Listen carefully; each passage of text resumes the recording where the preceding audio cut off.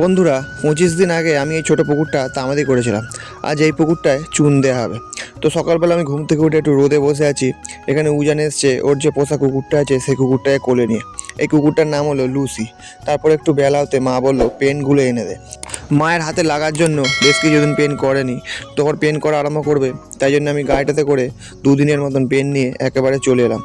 বন্ধুরা এই ছোটো পুকুরটা আমি নতুন করে জমায় নিয়েছিলাম। এই পুকুরটা তামাদি করেছিলাম 25 দিন আগে।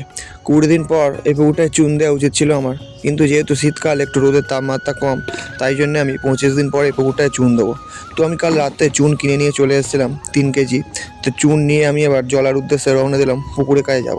তো এই 3 কেজি চুন আমি পুকুরে দিচ্ছি, কারণ ছোট পুকুর, তার উপর চুন বেশি দেওয়ার দরকার নেই। চুনে তো সেরকম কিছু হয় না, শুধু জলটা ফিল্টার করে। আর ওই 3 কেজি চুনটাই যখন ভেজাবো তখন কতটা পরিমাণ হবে তোমরা দেখতে পাবে। তো বন্ধুরা পুকুরের কাছে চলে এসেছি। যেহেতু তামাদি করা ছিল মহুয়া খোল দিয়ে, তাই পুকুরের জল এখন কালো হয়ে আছে। চুন দিলে তবেই জলটা ফিল্টার হবে। পুকুর পাড়ে এসে আমি আস্তে আস্তে চুনটা ঢেলে নিলাম। এবার পুকুর থেকে এক বালতি জল তুলে চুনটা ভেজাবো। তো বন্ধুরা জলটা তুলে নিয়ে চলে এসেছি। এবারে চুনটার ওপর আমি ছিটিয়ে দেবো। এই যে বড় বড় পাথরগুলো দেখতে পাচ্ছ, এগুলো কিন্তু সবই চুনের ডালা। এগুলো সব একটু সময় ধরে ধরে ফাটল ধরে পুরো চুন তৈরি হয়ে যাবে। দেখো কিরম আস্তে আস্তে ফাটল ধরছে।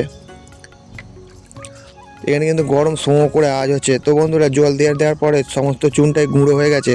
এবারে আমি চুন নিয়ে পুকুরে দেবো, কারণ চুন গোলা তৈরি। এবারে আস্তে আস্তে চুন নিয়ে আমি বালতির মধ্যে দিয়ে দিলাম। এবার মগ দিয়ে ওলট পালট করে আমি চুনটা গুলে নিচ্ছি। তারপরে হাত দিয়ে আমি গোলা আরম্ভ করলাম। এখানে হাত দিয়ে গোলাটা আমার উচিত হয়নি, যেহেতু চুনটা টাটকা, হাত একটু হেঁচে যেতে পারে। তো যাই হোক, সব কিছু উপেক্ষা করে আমি চুন রেডি করে নিয়ে এবারে পুকুরে দেওয়া আরম্ভ করলাম। বন্ধুরা পুকুর তৈরি করা অত সহজ নয়, যে বিশেষ করে আবার ডাইরেক্ট পুকুর। ধরুন 25 দিন আগে পুকুর আমি তামাদি করেছি, একদিন পর চুন দিচ্ছি। এবার কালকে আসবো আমরা পুকুরে হরা টানতে, সেই ভিডিওটা আপনারা কালকে দেখতে পাবেন। তারপরেও 3 দিন রেখে দিতে হবে। সব থেকে আমি বলে দেবো পুকুর তৈরি করার সঠিক নিয়ম। যদি সঠিক নিয়ম জেনে মাছ চাষ করতে চান তাহলে আপনারা করতে পারেন। তো বন্ধুরা চুনটা গুলে নেওয়ার পরে একবার আমি পুকুরে ছড়িয়ে দিয়েছি, তারপরে আরেকবার চুনটা গুলে নিয়ে আবার ছড়াতে চলে গেলাম। এরকম করে করে পুকুরের চারদিকে চুন আমি ছড়িয়ে দিচ্ছি।